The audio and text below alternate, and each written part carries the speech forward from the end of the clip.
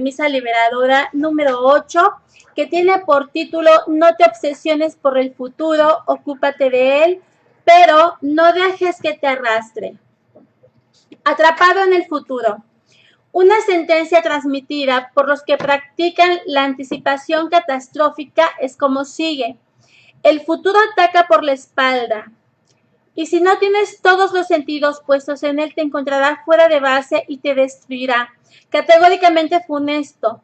¿Cómo no vivir asustados si nos tomamos en serio esta premisa? Su contenido conlleva una mezcla de pesimismo y estado de alerta roja permanente, lo cual te aleja del presente por si acaso. Desde esta óptica, la seguridad consiste en anticipar tragedias y estar siempre listo, como la gente que tiene sótanos llenos de comida, agua y demás implementos de supervivencia por si llega la tercera guerra mundial. No cabe duda que nos meten miedo anticipado todo el tiempo.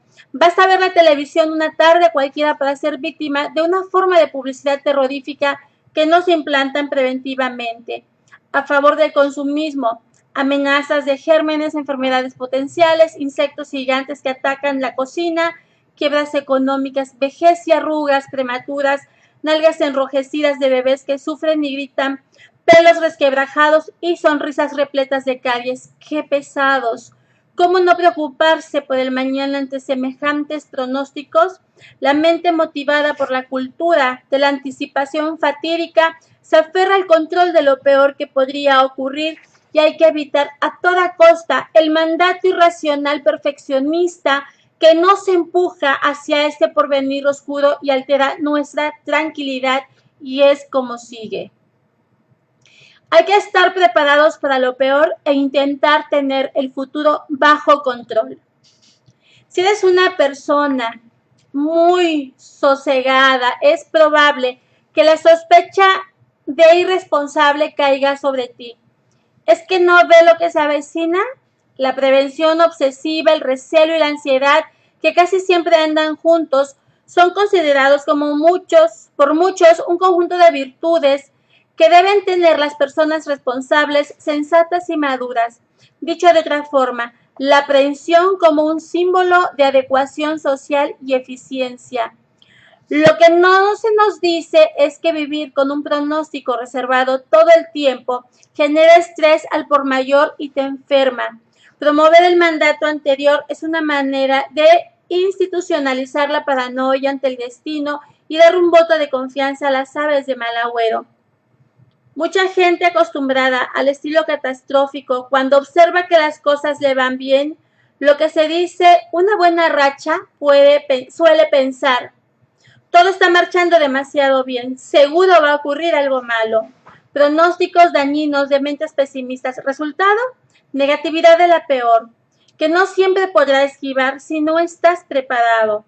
No defiendo un optimismo bobalicón ni un positivismo ingenuo, pues, como veremos, los dos extremos son contraproducentes. El pesimismo de línea dura te hará desplegar una artillería defensiva inútil y la convicción de que todo te irá siempre bien y te llevará a cruzarte de brazos y esperar que el universo decida por ti. Una posición intermedia funciona mejor. La sociedad de la anticipación catastrófica en una industria de patología ambulante que llena los bolsillos de las casas farmacéuticas. No tienes por qué aceptar este mandato. A diferencia de lo que te han enseñado, posees la capacidad de relacionarte con el futuro de una manera mucho más saludable y relajada. Veamos detalladamente este cambio de estrategia en lo que queda del capítulo. Preocupación productiva versus preocupación improductiva. ¿Quién no se ha angustiado por el futuro alguna vez? Incluso los que ponen cara de maestros trascendidos han tenido que enfrentar unos cuantos pensamientos que escapan de su control y les generan ansiedad. La mente humana fluctúa inevitablemente entre pasado y futuro, y aunque pasa por el presente unos segundos, sigue de largo. Cualquiera que haya meditado alguna vez sabe de qué le hablo.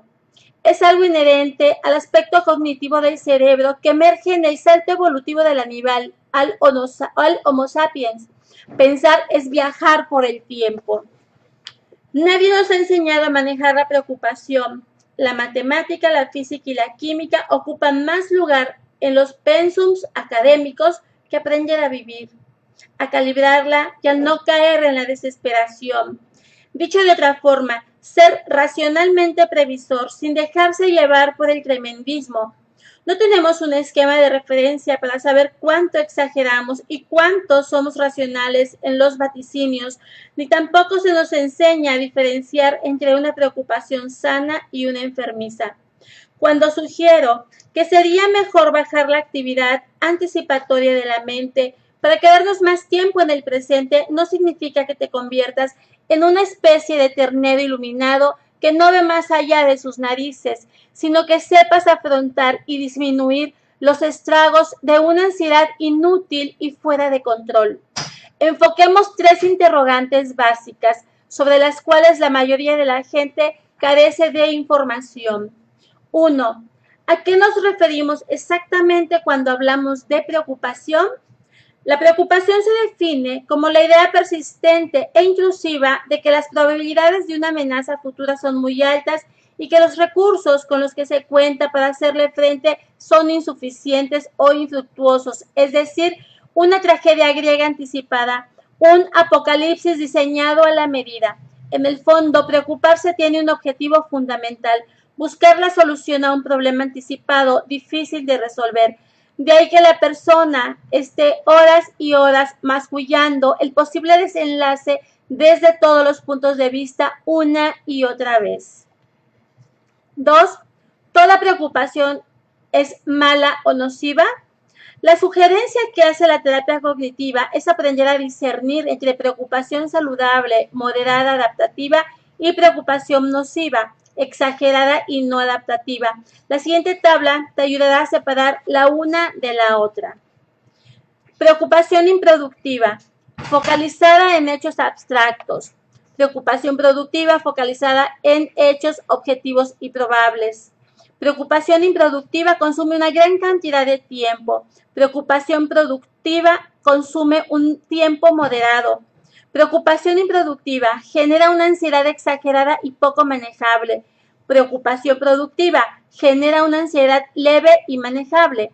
Preocupación improductiva magnifica las amenazas. Preocupación productiva ve las amenazas de manera realista. Preocupación improductiva, poca confianza en uno mismo, baja autosuficiencia. Preocupación productiva, confianza en uno mismo, alta autoeficiencia. Preocupación improductiva, no tolera la incertidumbre. Preocupación productiva, se tolera la incertidumbre. Preocupación improductiva, no se intenta generar soluciones racionales. Preocupación productiva, se intenta generar soluciones racionales. Preocupación improductiva, sensación de pérdida de control. Preocupación productiva, sensación de que se tiene el control. Como puedes observar, la preocupación improductiva te hace perder tiempo y te enferma, mientras la productiva te pone en alerta para actuar y resolver problemas reales de manera anticipada. 3. ¿De qué manera una preocupación productiva puede ser útil? Una preocupación normal, bien estructurada, te prepara para las contingencias y asume los imponderables como desafíos por resolver, sin magnificar. Hay trabajo y esfuerzo equilibrado buscando un resultado sin desesperación. No improvisas, sino que administras tus fuerzas y recursos para hacerlo lo mejor posible y estar listo. La preocupación productiva no te inmoviliza, te pone a trabajar sin dramas absurdos. Lee el siguiente relato y obtén tus propias conclusiones. Había una vez, en la antigua China, un extraordinario pintor cuya fama atravesaba todas las fronteras. En las vísperas del año del gallo, un rico comerciante pensó que le gustaría tener en sus aposentos un cuadro que representase a un gallo, pintado por este fabuloso artista. Así que se trasladó a la aldea donde vivía el pintor y le ofreció una muy generosa suma de dinero por la tarea. El viejo pintor accedió de inmediato, pero puso como única condición que debía volver un año más tarde a buscar su pintura. El comerciante se amargó un poco. Había soñado contener el cuadro cuanto antes y disfrutarlo durante el año asignado por dicho animal. Pero como la fama del pintor era tan grande, decidió aceptar y volvió a su casa sin chistar. Los meses pasaron lentamente y el comerciante aguardaba que llegase el ansiado momento de ir a buscar su cuadro. Cuando finalmente llegó el día, se levantó al alba y acudió a la aldea del pintor de inmediato. Tocó la puerta y el artista lo recibió. Al principio no recordaba quién era. Vengo a buscar la pintura del gallo. Ah, claro. Y allá mismo extendió un lienzo en blanco sobre la mesa y ante la mirada del comerciante, con un fino pincel, dibujó un gallo de un solo trazo. Era la sencilla imagen de un gallo y de alguna manera mágica también encerraba la esencia de todos los gallos que existen o existieron jamás. El comerciante se quedó boquiabierto con el resultado, pero no pudo evitar preguntarle: Maestro, por favor, contésteme una sola pregunta. Su talento es incuestionable, pero ¿era necesario hacerme esperar un año entero? Entonces, el artista lo invitó a pasar a la trastienda donde se encontraba su taller, y ahí el ansioso comerciante pudo ver, cubriendo las paredes y el piso sobre las mesas y amontonados en enormes pilas hasta el techo, cientos y cientos de bocetos, dibujos y pinturas de gallos, el trabajo intenso de todo un año de búsqueda. El personaje del cuento no se desorganizó a sí mismo, no evitó la tarea, no la olvidó ni desarrolló ansiedad bloqueadora. Más bien, la expectativa funcionó como un motivador que lo llevó a ensayar cientos de gallos hasta pulir una habilidad que aplicó llegado el momento. Se entrenó. El fenómeno de espera fue constructivo. Si estás invadido por una preocupación improductiva, la ansiedad no te dejará funcionar. No verás la situación por venir como un reto, sino como una obligación aplastante o como intimidación destructiva que te incapacitará. La técnica del mal adivinador. La técnica del mal adivinador consiste en contrastar tu capacidad real para predecir o presagiar eventos dañinos futuros mediante una lista de catástrofes anticipadas hecha por ti mismo. Durante al menos un mes, cada vez que se te ocurra un pronóstico negativo, anótalo en un cuaderno. Describe con lujo de detalles la profecía en cuestión. ¿Qué sucederá? ¿Cómo y sus consecuencias? Registra cada mal augurio durante ese tiempo y entrégate al peor de los pesimismos. A ver qué pasa. Tú simplemente te limitarás a escribir. Al cabo de un mes, observa cuántas de esas anticipaciones catastróficas se cumplieron. Debes estar muy pendiente de tus pensamientos predictivos, no dejar escapar ni uno y que queden asentados sobre el papel. Si todas tus predicciones negativas se realizaron, cambia de profesión y monta un consultorio astral. Pero si eso no ocurre, que es lo más probable, aprenderás algo fundamental. Tus cualidades de especialista en anticipar calamidades dejan mucho que desear. Puedes repetir el ejercicio varias veces para convencerte. Lo importante es que reconozcas humildemente que el futuro no resultó tan nefasto como lo veías venir. El mandato irracional perfeccionista te dice: sé obsesivo. Nos gustan los obsesivos, son un ejemplo a seguir, hacen del control un culto. Y te atrapa en un estilo donde el estrés es el que manda. La premisa liberadora te saca de este absurdo esquema y te abre un mundo más realista donde no vales por lo que anticipas, sino por aquello que haces en el aquí y en el ahora. Habitar el presente. 2 relatos para reflexionar. Recuerdo que un profesor de comportamiento humano, así se llamaba la materia en aquella época del colegio donde estudiaba, me dijo en tono profético y a manera de consejo: tu mente debe estar siempre y a toda hora preparada y lista para los imponderables del futuro. Yo tenía 11 años y se me vino a la cabeza la imagen del fin del mundo, de una guerra inevitable, además de una profunda sensación de desconfianza generalizada. Mi pensamiento de niño fue: si debo estar siempre listo para la lucha, es que lo que se viene es complicado. Qué fácil es instalar información negativa en una mente en formación y qué difícil es retirarla luego. Con instrucciones como esa, sin matices de ningún tipo, no es de extrañar que la preocupación excesiva se asiente en el cerebro desde temprana edad y eche raíces. Una maestra de preescolar observó que una niña de su clase se hallaba extrañamente triste y pensativa. ¿Qué es lo que más te preocupa? Mis padres. Papá se pasa el día trabajando para que yo pueda vestirme, alimentarme y venir a la mejor escuela de la ciudad. Además, hace horas extras para poderme enviar algún día a la universidad. Y mi mamá pasa el día cocinando, limpiando, planchando y haciendo compras para que yo no tenga de qué preocuparme. Y entonces, ¿cuál es el problema? Tengo miedo de que traten de escaparse. No digo que no debas proyectarte en ningún sentido. Lo que sostengo es que podamos adelantarnos en el tiempo sin tanta ansiedad, solo con lo necesario para prever sanamente. Planear y disfrutar de los sueños, dicho de otra manera, estar en el futuro sin tanta desesperación.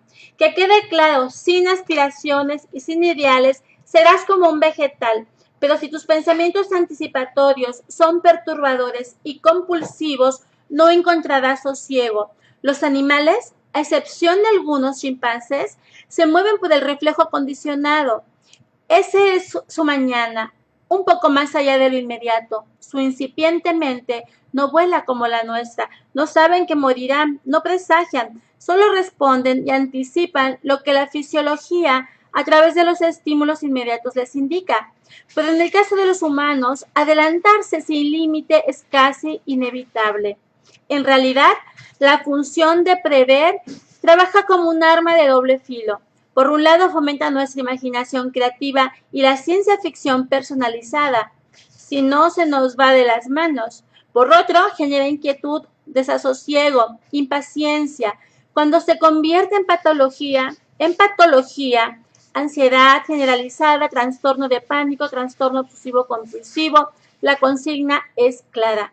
Lleva tu mente hacia adelante sin extraviarte en el camino y sin perder la facultad de regresar cuando haya que hacerlo. De no ser así, lo que vendrá acabará con todos tus recursos adaptativos y no sabrás volver al presente.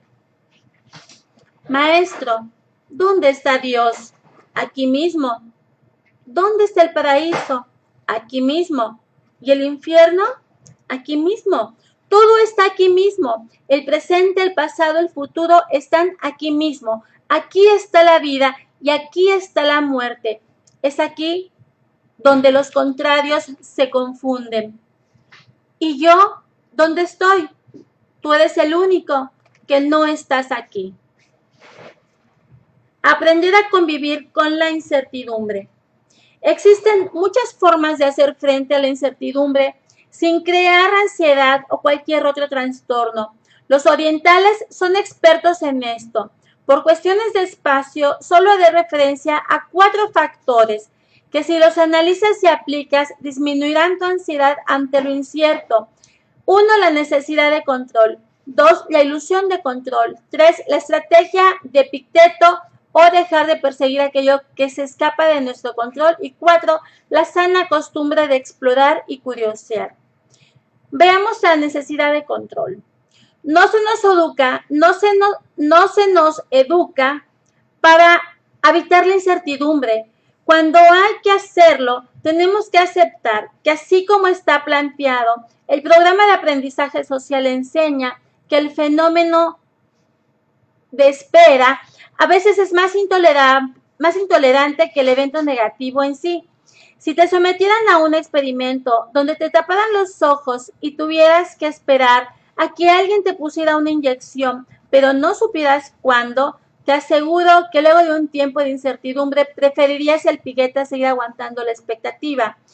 Y si el experimentador fuera algo sádico y decidiera torturarte de la peor manera, nunca te pondría la inyección. La baja tolerancia a la incertidumbre ha creado en nuestra sociedad occidental una nueva aspiración, la necesidad de control. Ante el futuro incierto, Creamos un esquema interventor para fiscalizar y regularlo todo y bajar la ansiedad que nos produce lo aleatorio. Una estrategia que nos hace mejores para un mundo que anhela la máxima inclusión posible. Además existe un correlato de refuerzo social bastante curioso que incrementa esta necesidad. Cuanto más control ejerzas sobre el mundo y las personas, mayor será la admiración de los que te rodean, más te reforzarán. Si padeces de la necesidad de control, no soportarás que nada sea incontrolable. Lo sentirás básicamente en el estómago o en los músculos, que se pondrán rígidos como una piedra. Un amigo me decía, si algo o alguien cercano a mí escapa de mi control, se me dispara el estrés. Vivía angustiado las 24 horas porque el cosmos no se acoplaba a sus deseos. Algunas personas tienen verdaderos ataques de pánico ante la sola idea de quedar libradas al azar. ¿Qué hay detrás de semejante actitud? La búsqueda de la certeza y la seguridad, sobre todo esta última. Cualquier dilema, ambigüedad, doble sentido o vaguedad genera en los amantes del control adrenalina en grandes proporciones. Su peor enemigo es lo desconocido. Una paciente acostumbrada a ejercer control y dirigir a muchas personas en una importante y reconocida empresa me decía, tengo miedo de perder la capacidad que tengo de dominar a las personas. Le respondí que la probabilidad siempre existe porque el control total es una quimera. Ella lo pensó un rato y me respondió en tono desafiante, pues en mi caso no. Después de conversar un rato, le invité a que iniciara una terapia cognitiva para manejar su estrés que iba en aumento. Antes de irse me preguntó cuál era el objetivo y la meta del tratamiento y le respondí con una sola palabra, humildad. La ilusión de control. Una variación de la necesidad de control es lo que los psicólogos cognitivos llamamos ilusión de control y consiste en creer que uno realmente tiene la capacidad de afectar todo tipo de hechos. Por ejemplo, quienes practican juegos de azar tienen una infinidad de creencias irracionales al respecto. Algunos piensan que si toman los dados de cierta manera tendrán más probabilidad de que salga la combinación esperada, o que si se concentran en determinada carta harán que aparezca de primera en la baraja, o si piensan en determinado número será más probable que salga en la ruleta. Y el montaje de estas creencias no parecen tener fallas. Si no obtienen los resultados esperados, se justifican a sí mismos diciendo que no tomaron bien los dados, o que les faltó concentración, o que no visualizaron adecuadamente el número. Autoengaño y supersticiones suministradas por una mente que sueña con influir sobre las cosas mágicamente. Cada día, poco antes de las 9, un hombre con una gorra roja va a una plaza y se pone a agitarla violentamente de un lado a otro. A los 5 minutos desaparece. Un día se le acerca un policía. ¿Qué hace usted en realidad? Espanto jirafas. Aquí no hay jirafas. Ya, es que hago un gran trabajo. Lo siento, pero no tienes superpoderes. Tienes un papel importante en la escala evolutiva, pero no eres una mutación como los X-Men. Más bien, eres una maravillosa criatura humana que en ocasiones no se acepta como es y se autoexige de manera irracional. ¿Quieres sentir realmente alivio y tranquilidad? Deja que la mayoría de las cosas que te rodean sigan su curso y no intervengas si no estás estrictamente necesario. Y no intervengas si no es estrictamente necesario. Da un paso atrás y juega a convertirte en un simple observador. Uno que no trata de mezclarse con lo observado, como diría Krishnamurti. La estrategia de Epícteto o dejar de perseguir aquello que escapa de nuestro control. Los estoicos, como Epícteto a la cabeza, conocían y aplicaban muy bien una máxima que para mí consiste en una de las claves de la sabiduría. La otra es desear solo lo que se tiene, que viene de Epicuro. La máxima sugiere aprender a discernir qué depende de ti y qué no depende de ti. Una mezcla extraordinaria de humildad y realismo. Te invito a utilizar esta premisa que no es tan difícil de aplicar. Se trata de separar qué cosa depende de ti y es importante y de ser así luchar hasta el final de aquello que definitivamente no depende de ti. Hagas lo que hagas y de ser así, soltarlo y aceptar humildemente que no se tiene el control sobre el asunto. Dicho de otra forma, si lo que deseas no depende de ti, entrégate a la pérdida y elabora el duelo. Y si lo que deseas depende de ti y es importante, pelea por ello, persiste y pon a funcionar tus mejores estrategias de afrontamiento. Veamos algunos ejemplos.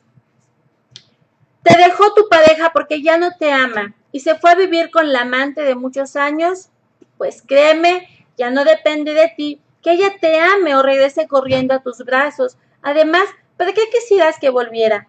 Da un paso al costado, recoge toda la dignidad que puedas, reinvéntate y pide ayuda profesional o de la que sea. Esto sí depende de ti. Llueve torrencialmente y estás debajo de un portal mojándote. ¿Qué harás? ¿Depende de ti que pare la lluvia? ¿Bailarás como un indio la danza de la lluvia? Pues de nada te sirve insultar al que predijo el tiempo por la televisión, a las nubes o el cambio climático. Las quejas sobran. Busca refugio o cómprate un paraguas. Esto sí depende de ti. También depende de ti elegir si quieres un paraguas grande o pequeño, negro o floreado. También depende de ti otra opción y es decirte a ti mismo, me importa un pepino que llueva, he decidido mojarme. Hace mucho que no juego con el agua estando vestido. Si haces esto, tu psicólogo te dará de alta. Estás en estado de shock porque te echaron injustamente del trabajo debido a que el dueño de la empresa no te quiere o no le caes bien. Te pasaron una carta de un día para el otro y te sacaron por la puerta de atrás. ¿Qué harás entonces? ¿Tratar de caerle bien al Señor? ¿Le pedirás disculpas por existir y no ser de su agrado? No, ¿verdad? Pues acéptalo. No depende de ti recuperar ese puesto, aunque sea injusto. ¿Te indemnizó y la ley lo apoya? ¿Qué depende de ti? Luchar, investigar, sobrevivir, actuar de manera realista y buscar otro trabajo. Y aunque la cosa esté muy difícil, podrías unirte a un grupo de gente que protesta por cosas similares. Llevar hojas de vida, no desgastarte odiando al ex jefe, en fin, tratar de salir adelante. No te quedes en lo que pudo haber sido y no fue. Se cayó el internet. Depende de ti averiguar qué pasó y llamar a la empresa que te presta el servicio. Y no depende de ti que funcione otra vez por obra y gracia de tu pataleta o cualquier comportamiento supersticioso. Resulta que te dicen que irán a reparar la avería dentro de 2 días y tú, como buen adicto, piensas, 2 días sin navegar, no sé si podré. Pues podrás como todos, pero la desesperación empuja y llamas a protestar y te dicen que si sigues molestando irán en 1 semana y no en 2 días. Conclusión, no hay de otra. Solo te queda guardarte el orgullo en el bolsillo, buscar algún café cerca que tenga wifi y prepararte para el síndrome de abstinencia. ¿Qué depende de ti? No angustiarte y aprender a navegar en la realidad y no en una pantalla. No digo que te sientas feliz por la ausencia de internet, sino que te armes de paciencia y trates de que paradójicamente la desconexión de la tecnología te conecte a otras cosas que a lo mejor tenías olvidadas. La sana costumbre de explorar y curiosear. La gente que teme el futuro y es pesimista odia explorar. Lo conocido y estable les brinda una gran seguridad porque si nada cambia, todo es predecible. Su mayor aspiración es la rutina eterna, como ocurría en la película El Día de la Marmota, donde el personaje está condenado a repetir el mismo día para toda la eternidad. Lo que te propongo es activar la bella costumbre de investigar qué hay detrás de lo evidente. Si te mueves con la premisa de que más vale malo conocido que bueno por conocer, te estancarás y tu vida se convertirá en algo insípido y sin creatividad. Creces en la medida en que te atreves a ir más allá de los límites, de las convenciones, cuando eres capaz de ensayar lo que los demás temen. ¿Quieres perder el miedo al futuro? Entonces invéntate momento a momento, bucea en tu mente y en la realidad, salte de los mandatos irracionales que te inducen a ser el mayor de los controladores. Hay personas que nunca descubren nada y cuando te las encuentras al cabo de los años son psicológicamente exactas a lo que siempre han sido. No han cambiado un ápice, no han ampliado su repertorio conductual ni emocional ni conductivo. El temor a lo diferente y ensayar las llevó a construir un nicho en el cual se sienten seguras porque nada nuevo ocurre. El principio que las mueve es como sigue: a más novedad, más estrés.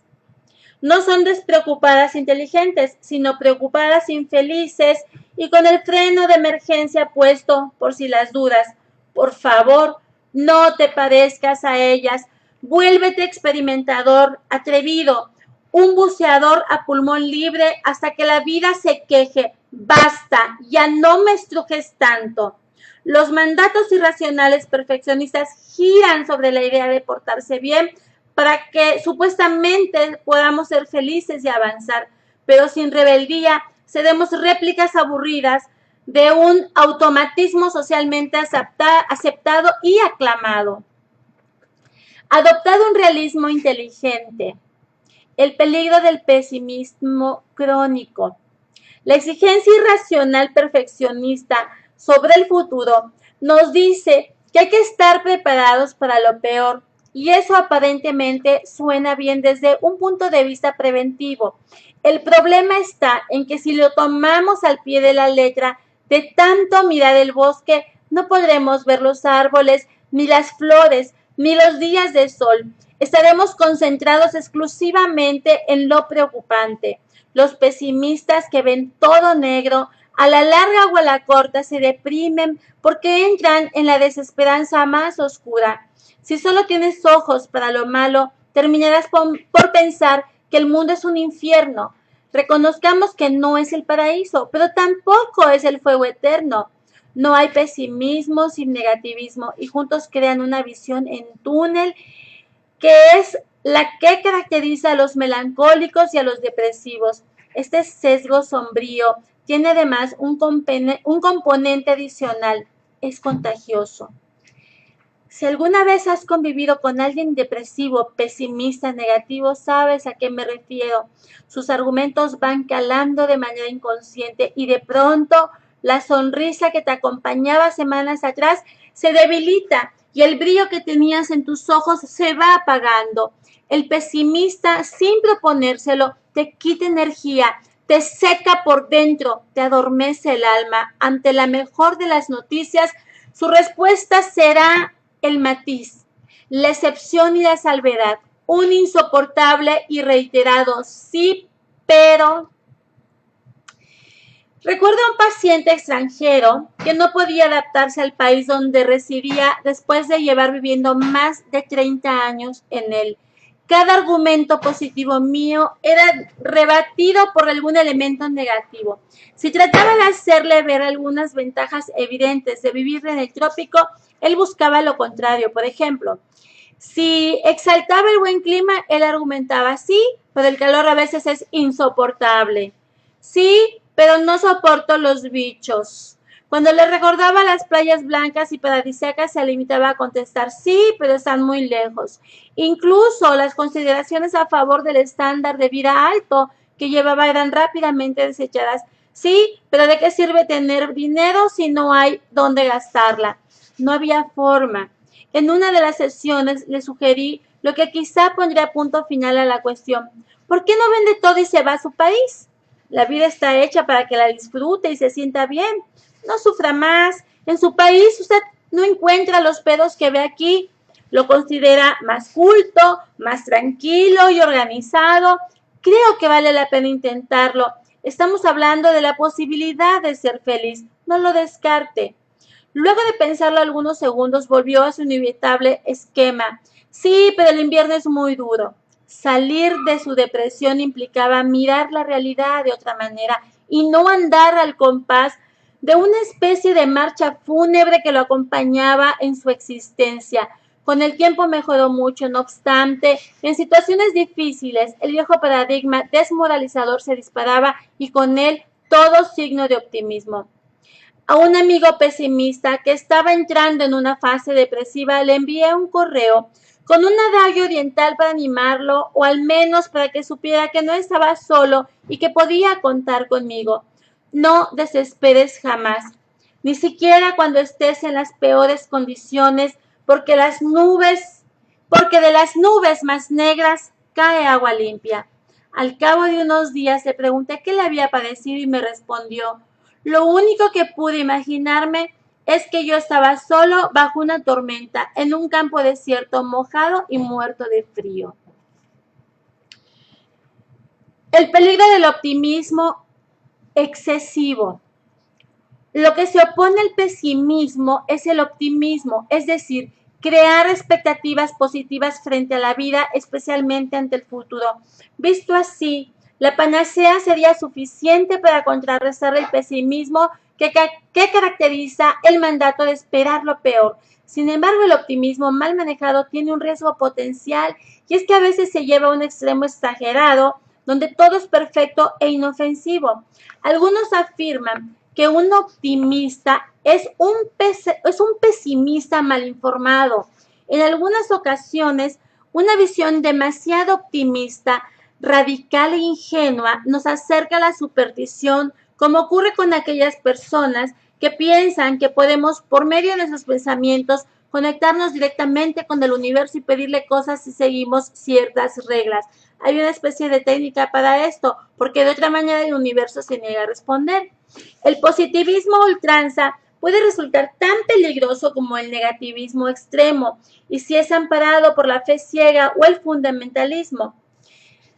Recuerdo que hace años, cuando los boletos electrónicos aún no existían, llevé al aeropuerto a una tía de mi esposa, una mujer muy católica. En un momento del trayecto le pregunté si había traído el pasaje y me dijo muy tranquila que se le había perdido. Cuando le volví a preguntar por qué no nos había dicho nada, me respondió: Dios proveerá, y levantó los hombros en señal de que sea lo que deba hacer. Tuve que comprar otro pasaje al doble de precio. Finalmente, el proveedor fui yo. La señora mostraba un optimismo espiritual sin límites, con el cual no estarían de acuerdo muchos religiosos. El siguiente relato lo atestigua. Un discípulo llegó a lomos de su camello ante la tienda de su maestro, Sufi. Desmontó, entró a la tienda, hizo una profunda reverencia y dijo: tengo tanta confianza en Dios que he dejado suelto a mi camello allá afuera. Estoy convencido de que Dios protege los intereses de aquellos que le aman.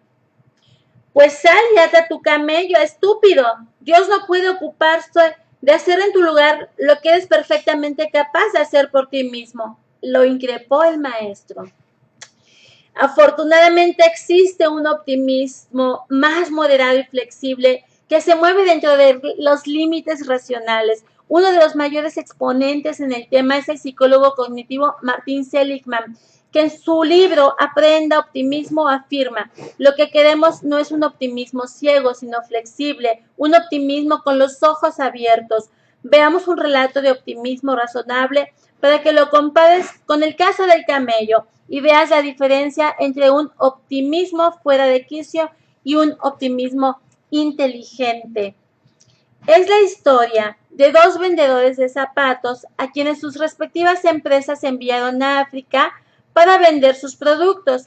Tan pronto como desembarcaron, el primer vendedor vio todo el mundo iba descalzo y mandó un telegrama a su jefe: vuelvo en el primer barco, porque aquí nadie utiliza zapatos. Una semana más tarde llegó un segundo vendedor que se encontró con la misma situación.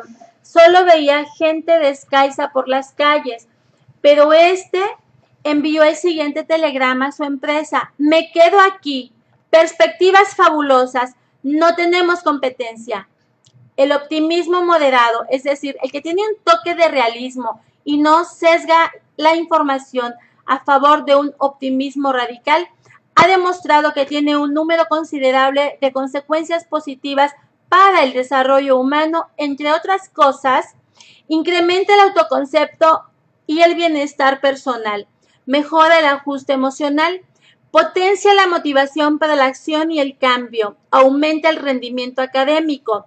La gente que practica deportes logra un rendimiento mayor, optimiza la capacidad laboral, disminuye la vulnerabilidad a la depresión, mejora la salud física, ayuda a desarrollar más afrontamiento ante el estrés de la vida diaria. Pese a estas ventajas innegables, es importante comprender que no posees tanto poder como para alterarlo todo o producir cualquier cosa en el mundo con tan solo desearlo. Hace poco leí en una entrevista televisiva que le preguntaban a Rhonda Byrne, la autora del libro El Secreto, quien postula una ley de atracción entre el pensamiento y el universo, el por qué el tsunami ocurrido en Asia en 2006. Ella respondió que con seguridad las víctimas deberían haber mandado vibraciones tsunami. Dicho de otra manera, el desastre que ocasionó la terrible marejada ocurrió por un problema de mala actitud de las víctimas. La actitud más saludable ante la vida, el realismo cognitivo. El realismo es ver las cosas como son. En su funcionamiento cabe a veces un pesimismo moderado. No veo muchas posibilidades de que las cosas funcionen bien, o un optimismo flexible. Creo que las cosas funcionarán muy bien, según lo que la situación y la evidencia indiquen. Habrá momentos en los que debamos inclinarnos hacia un lado o hacia el otro según el contexto. Ese punto medio móvil es el realismo, actuar frente a lo que vendrá de acuerdo con el análisis de las circunstancias, ni optimismo ni pesimismo descontrolado, sino adecuación a los hechos objetivos las 24 horas, segundo a segundo. Nadie niega que existan situaciones donde haya que recurrir a una alerta especial, incluso paranoica o negativa para sobrevivir, pero nunca deberá convertirse en un estilo catastrófico generalizado. Deberá de ser puntual. Por ejemplo, si estás en plena guerra en una selva y sabes que hay francotiradores enemigos en los árboles que pueden matarte en cualquier momento, lo que menos necesitas a tu lado es un compañero de patrullaje rebosante de optimismo que cuando vea en lo alto de las arboladas que se mueven algunas ramas diga: ay, no seas negativo, seguro es el viento. Lo que requieres a tu lado es el mayor de los paranoidos. Y si tiene una pizca de psicopatía, mejor. Repito, lo que no hace un realista es crear anticipadamente actitudes generalizadas hacia lo malo o hacia lo bueno. Lo que marca el paso es el presente y los acontecimientos verídicos que lo acompañan. Si quieres oponerte al mandato obsesivo que te machaca una y otra vez, el futuro es una bomba de tiempo que debes controlar para ser una persona previsora y adecuada, no tienes mejor opción que declararte realista hasta la médula. Me pregunto, ¿por qué en vez de enseñarnos a estar preocupados por todos desesperadamente, no nos educaron para ser más despreocupados? Nos hubiese costado nada, una despreocupación inteligente y responsable que nos permitiera esquivar las preocupaciones irracionales con las que nos vemos enredados a diario, que no son de vida o muerte, pero que vivimos como el fin del mundo. Cierta indiferencia por lo absurdo y lo inútil. Una especie de importaculismo productivo y relajante que nos permita vivir mejor y en paz. Elogio la despreocupación responsable. ¿Te animas a intentarlo? Nuestra sociedad tiene sentimientos encontrados con la gente despreocupada. En algunos genera envidia, la tranquilidad que tanto añoramos y que no tenemos. En otros indignación, debido a que se asocia despreocupación con irresponsabilidad y no falta quien se angustia ante tanta calma. En el entorno de la competitividad y acelera en que nos movemos, es posible Que una persona que derroche imperturbabilidad y mucho relax nos ponga los pelos de punta, como un automovilista que va en sentido contrario y saluda sonriente a los conductores. En todo caso, y para que te prepares, si tu mente suele navegar con frecuencia en el reposo, la evaluación negativa de tu entorno no tardará en llegar. Tu pachorra existencial, así tenga avisos de sabiduría, será considerada probablemente apatía, falta de juicio, frialdad, desinterés o desmotivación crónica. En fin, serás moralmente criticado por los hiperactivos en turno. El pensamiento no siempre consciente de los detractores es más o menos así. Si todos vamos a 100 por hora, ¿de dónde sale este bicho raro con pinta de vago que funciona media máquina? Los obsesivo-compulsivos, igual que las personalidades tipo A, de las que hemos hablado antes, querrán lincharte, aunque no digan otra cosa. Lo cierto es que nos educan para lograr una despreocupación responsable e inteligente que nos permita desconectarnos del acelere. La despreocupación inteligente y adaptativa es el arte de volverse nebuloso para los problemas irracionales y actuar cuando la situación lo amerita realmente. Nebuloso significa que cuando lleguen dificultades no importantes, así sea en grandes cantidades, dejarás que te atraviesen y sigan de largo. No permitirás que te impacten y tu cerebro las ignorará. Se me resbalan, me importan un rábano, no valen la pena. La despreocupación inteligente y responsable no es desprenderse de todo y convertirte en un indiferente de tiempo completo, como ya dije. Es hacerte cargo de aquellas cosas del mundo que verdaderamente te interesan y son relevantes. En el modo despreocupado, lo que te mueve no es el deber obsesivo, sino el deseo auténtico.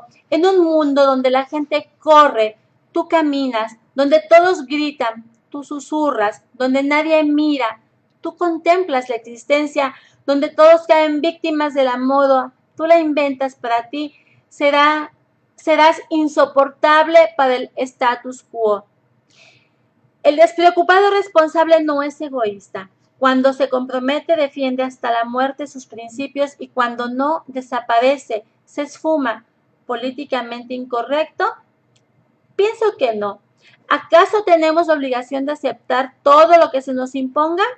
El sociópata no es despreocupado, es esclavo de su necesidad por la estimulación fuerte y desproporcionada. El esquizoide es un ermitaño que ha hecho de la indiferencia afectiva su vida. El despreocupado sensato, en cambio, se revela a la anticipación catastrófica, a los modelos ansiosos y al control compulsivo. Su actitud conlleva una apuesta cognitiva por el bienestar, por lo saludable, por la no competencia, por la no comparación. No es que no se adelante en el tiempo, lo hace de manera razonada y razonable, sin dramatizar ni ver nubarrones negros donde no los hay. Su máxima, el realismo y dar tiempo al tiempo para ver qué ocurre. Prudencia, paciencia, pero no pasividad. El siguiente relato ilustra lo que quiere significar. Una historia china habla de un anciano labrador que tenía un viejo caballo para cultivar sus campos. Un día el caballo escapó a las montañas. Cuando los vecinos del anciano labrador se acercaron para condolerse con él y lamentar su desgracia, el labrador les replicó: ¿mala suerte? ¿Buena suerte? ¿Quién sabe? Una semana después, el caballo volvió de las montañas trayendo consigo una manada de caballos. Entonces los vecinos felicitaron al labrador por su buena suerte. Este les respondió: ¿buena suerte? ¿Mala suerte? ¿Quién sabe? Cuando el hijo del labrador intentó domar uno de aquellos caballos salvajes, cayó y se rompió una pierna. Todo el mundo consideró eso como una desgracia. No hacía el labrador, quien se limitó a decir: ¿mala suerte? ¿Buena suerte? ¿Quién sabe? Una semana más tarde el ejército entró en el poblado y fueron reclutados todos los jóvenes que se encontraban en buenas condiciones. Cuando vieron al hijo del labrador con la pierna rota, lo dejaron tranquilo. ¿Había buena suerte? ¿Mala suerte? ¿Quién sabe? Si quieres hacer las paces con el futuro, entra por el camino de la despreocupación inteligente. No aceptes el juego de la multitarea, el inmediatismo o el de la hiperactividad que vimos antes. Aunque no seas el rey de la predicción, como quiere inculcar el mandato, sabrás que vas por buen camino. El de la desobediencia emocional, que implica no aceptar estilos emocionales poco saludables, como es el caso de la ansiedad catastrófica. Hay que aprender a relacionarse con el futuro sin desesperación y sin angustias innecesarias. ¿Por qué no te animas? A lo mejor un maravilloso despreocupado anida en ti, listo a manifestarse si le das permiso. Y hasta aquí la lectura de la premisa liberadora número 8. Pues prácticamente nos quedan 2 días para compartir esta lectura. Voy a empezar a pensar qué vamos a leer después, ¿no? Ya el día de mañana y pasado mañana, pues ya prácticamente terminamos. Nos queda nada más este pedacito que es muy chiquitito.